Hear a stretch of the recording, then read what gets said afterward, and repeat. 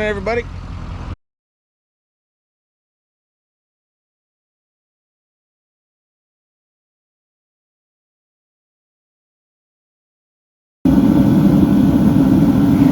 Okay guys, we're just out in the shop here. A little noisy. I got this big heater going. Couldn't find my tiger torch, but anyways, we got our baitcicle here. That thing's half full of water, so we're gonna get that out of there.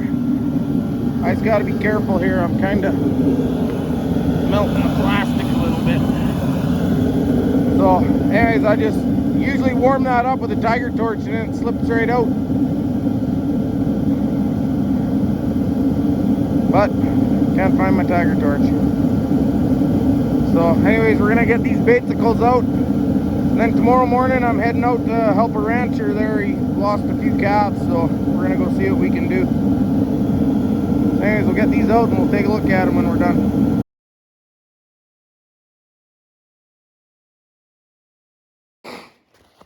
Okay guys, I think I got this loosened up enough. It was I don't know, I'm gonna say a couple 3 minutes there with this heater just to thaw it out a little bit. So let's see if she comes out. Let's get to the other side.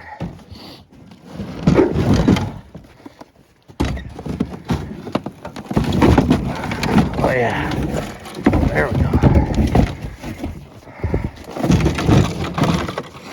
There's our perfect baitcicle. So that thing in this cold weather, that thing works pretty good.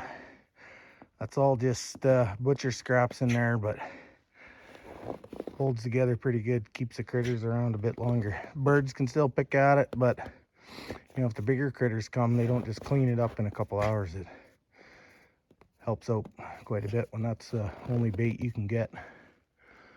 Anyways, give her a try. Works good.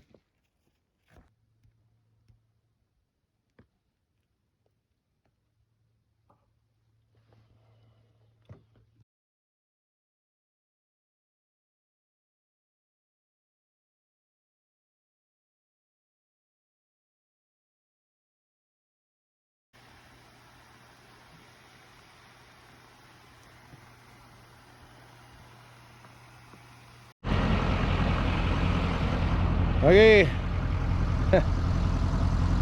Morning, everybody.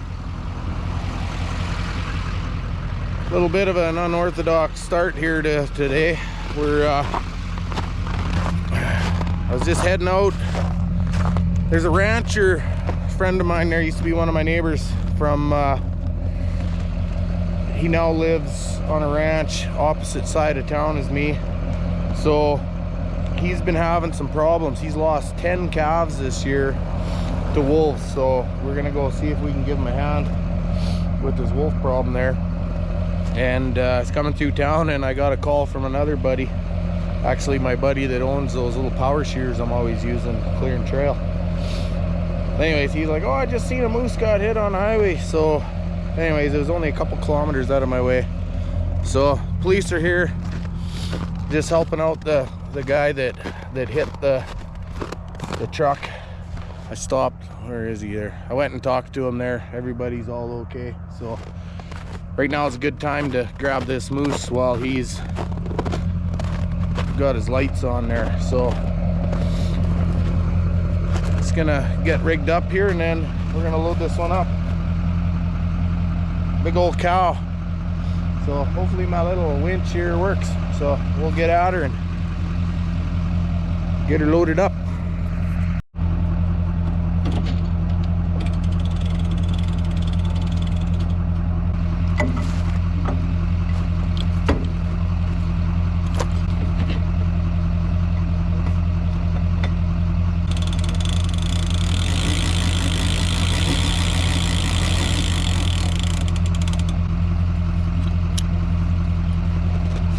This one's quite a bit bigger animal. I gotta get her lifted up so I can get the strap around her midsection there. So.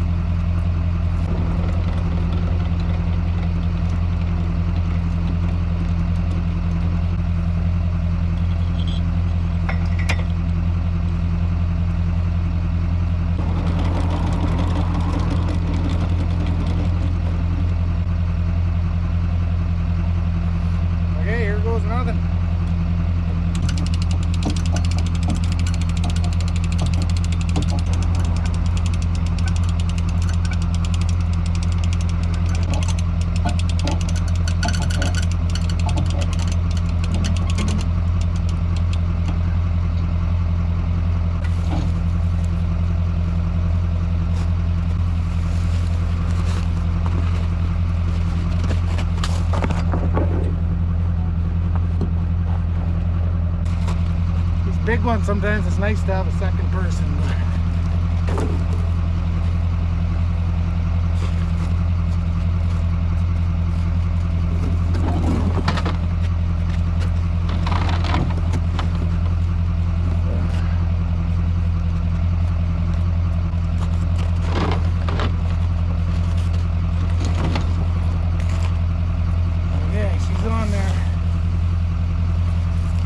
Nice to have a second person, but that little hoist is grabbing poor people.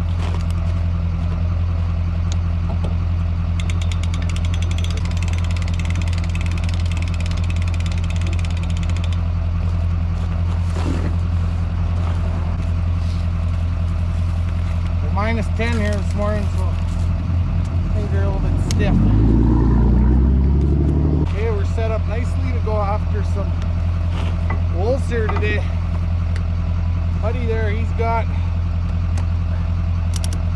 a cow or two that was deceased anyway, so yeah, anyways, Buddy's has a couple of cattle that are dead on his ranch there, so we got lots of bait now.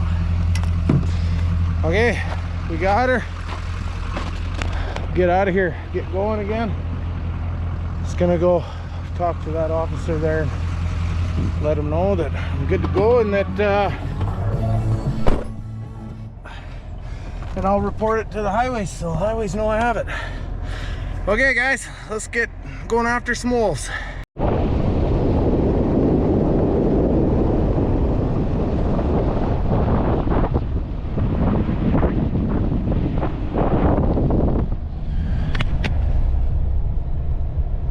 This little place here, it's called Baldy Hughes. It's now converted into like an addictions treatment center, but historically it used to be a U.S. military base of some sort there. They used to have a radar station here, and I can maybe dig up some details there and post them, but pretty cool place. I've done a bunch of work there when it was being converted to the treatment center. The company I was working for at the time, we did a bunch of the heating system and like the pellet burners to heat all the buildings there. So pretty neat project. But anyways, we just got off the road. We're on the Forest Service Road now. We got about 23 kilometers to go, and then a few clicks up Rancher's driveway and we'll get started. Okay, been a pretty productive day so far grabbing this roadkill. Right on, let's get at her.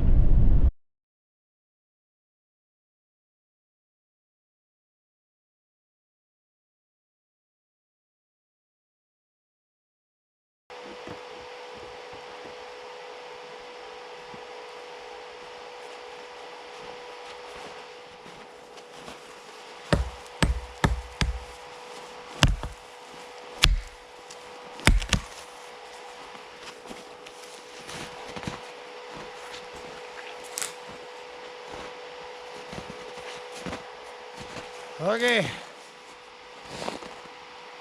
we're just coming in on a trail here in behind this ranch. I got to the rancher's place, hopped in his little buggy there, and we went for a little tour. He showed me some spots where he figures going to be good areas. Showed me some spots where he's seen his wolves coming in and where he's had problems losing calves. So today I'm just gonna go make some tracks. I got some bait. We got some beef to put out. I got that roadkill moose I grabbed. So I haven't seen no wolf tracks so far, lots of coyote tracks and stuff, but there's one spot. This ranch here is about 1,000 acres. There's one spot in one corner of the ranch just outside of his property, and then up the road a little ways there's another spot that's up on a ridge. So I kind of got to go there a couple kilometers apart to kind of get in there. But we're gonna set up 2 bait stations, one on the edge of their property, just outside the edge of their property, and then one up on the ridge there that's a little ways away, and then hopefully make a travel corridor for those wolves. So we on another fella's trap line here, and he just happened to be heading out of town for a little while, so he couldn't come and help this rancher out, so we got permission from him to use his trap line here and try and help him out with these dogs. So he was more than willing to give us access here, so that's gonna help out.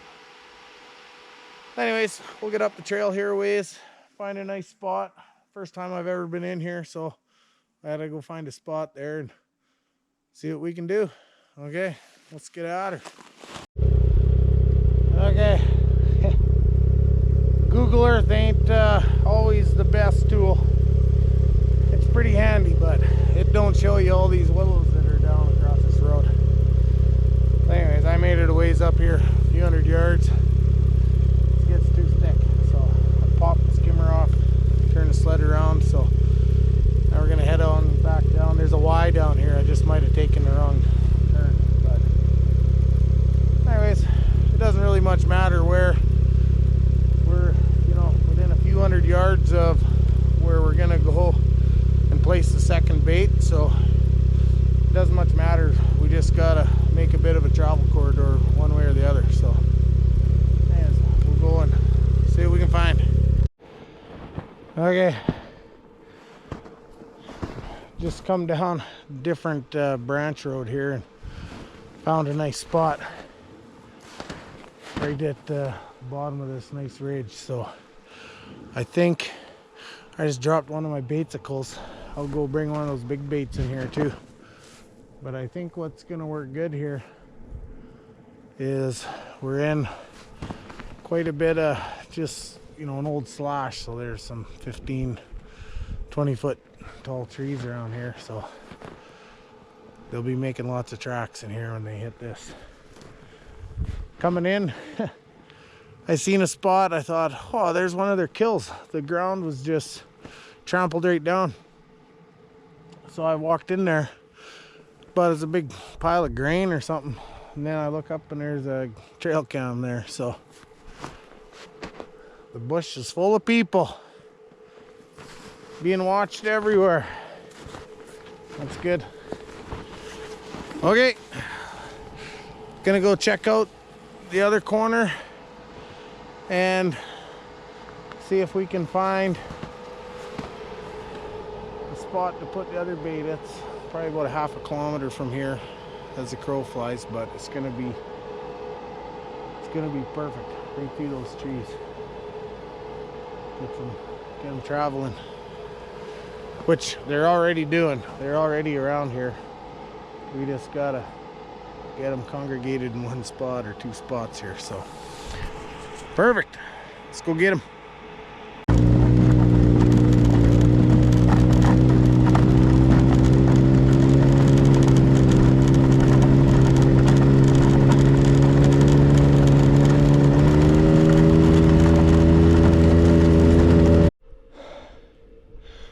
Whew. Okay, I went and we tried loading up that big old cow, but a little big for my skimmer. Didn't work, so we're gonna bring it up with the tractor. And we decided there, because that cow's hole there, we got to keep it on their property. So we're just gonna go this far up the road. The property line's just 100 feet away, so we're gonna leave this bait here and then leave it for a week. Hopefully they hit it, and then I'll go back. I'll get that moose, go around a couple kilometers in from the other side up top of the ridge and place that.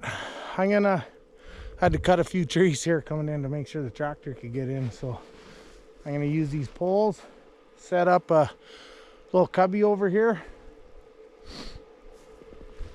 See what we can get there.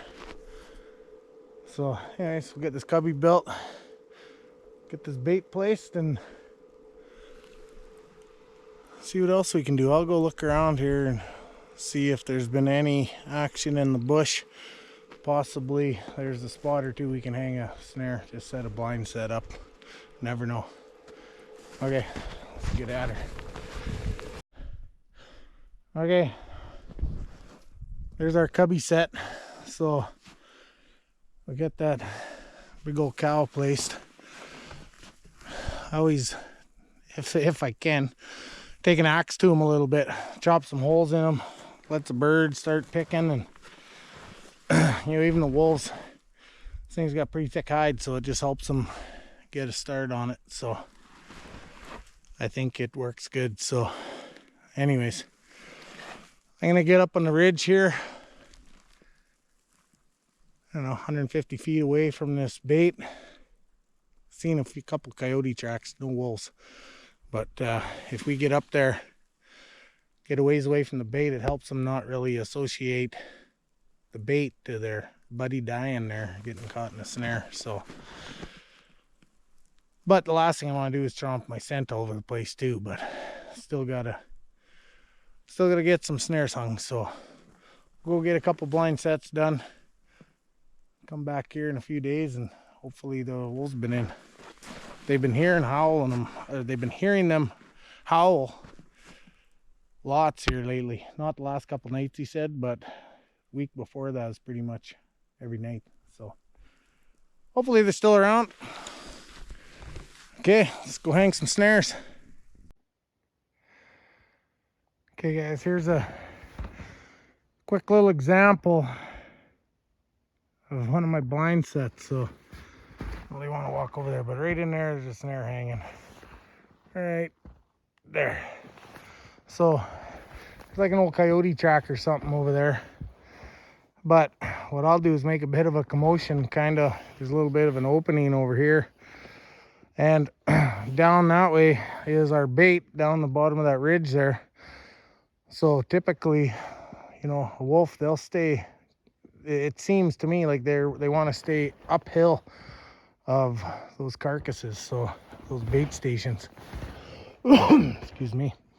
So anyways, what I'm getting at here is I'll do a bit of commotion on the other side of that tree, so they won't want to walk over here because they're like, I don't know, something's over there. They can smell that I was here, so hopefully it keeps them a little bit on the uphill side, walk through that spot. So that's kind of what I'm looking for up here. I got 4 out already. I'm gonna put a couple more here, and then we're gonna go and deal with that moose. So here's a, you know, I'm looking here, a bunch of tight brush here, and then off the camera picks it up, but right through there is kind of an open spot. So to me, that looks like a nice spot right there to hang a snare. So I'll probably do that, and then find one more spot and get out of here. Right on.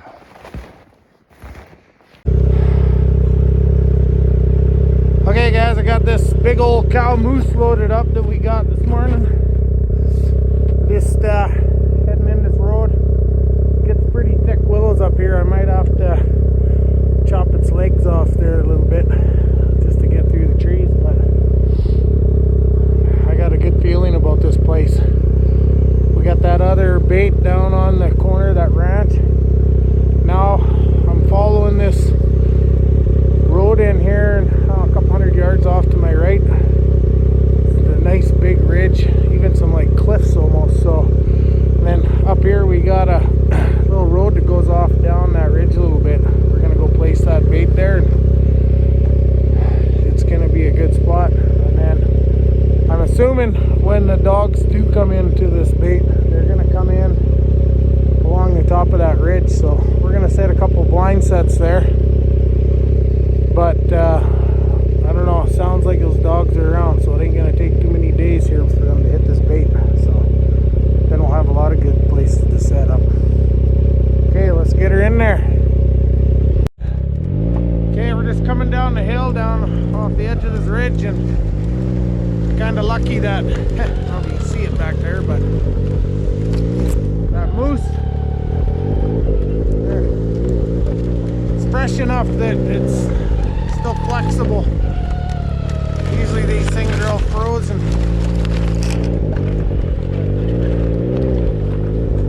Oh yeah, those legs are bending around.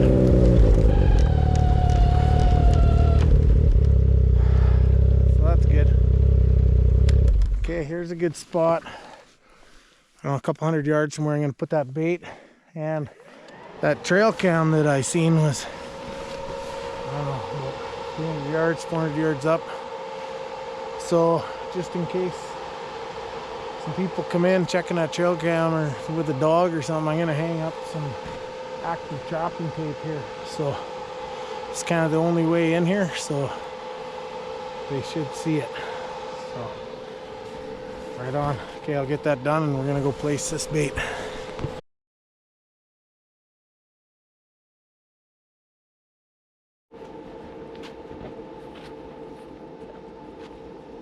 Okay, big old moose. See how much I gotta wrestle to get it out of here. Oh, I can hear the crows already. That's good. Okay, here's one advantage of keeping the legs on too, is a bit of a pry bar.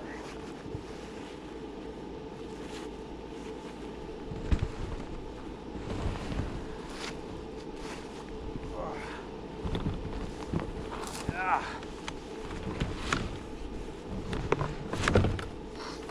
There. That worked pretty darn fine.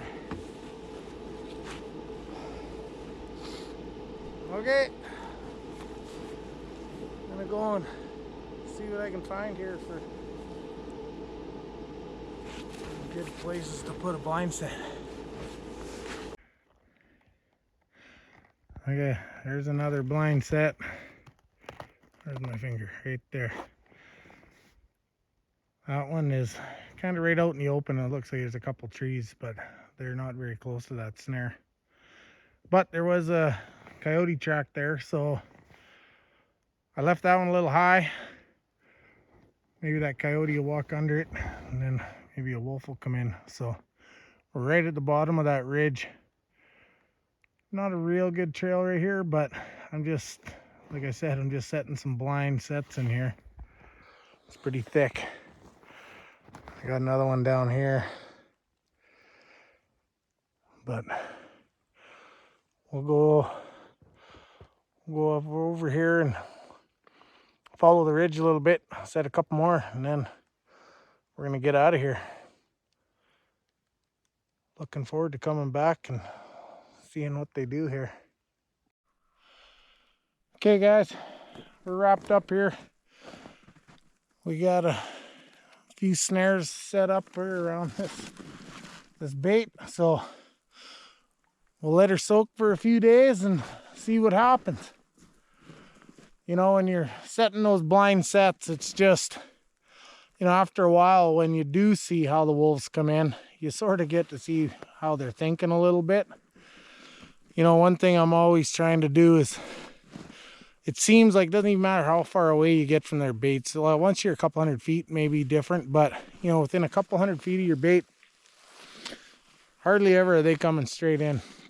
Maybe after they've hit it and they've been there a couple days, they're coming in and out with chunks, but you know, they're circling. So if I got my bait and I'm setting up under a little tree, I'm not going to set up like straight line away from the bait. I'm kind of setting up perpendicular to the circle, you know, so, or parallel to the circle line. So anyways, that's just what I find. But you get in this thick brush and they're kind of going all over the place. And you know what always happens, you come in, you see their fresh tracks, so you set up on their tracks, and then you get a foot of snow, can't see their tracks anymore, and then you look at your snares like, that's the dumbest spot ever for a snare. What do I got that there for? But so guess her by golly. Anyways, we're gonna wrap her up here for today. Gonna head home. I'm an hour and a half away from home, so a little ways away, but we got a few snares hung and got our baits out. Pretty happy with that. So we'll call her a day. Thanks for tuning in and watching once again. See you next time on Gap Tracks.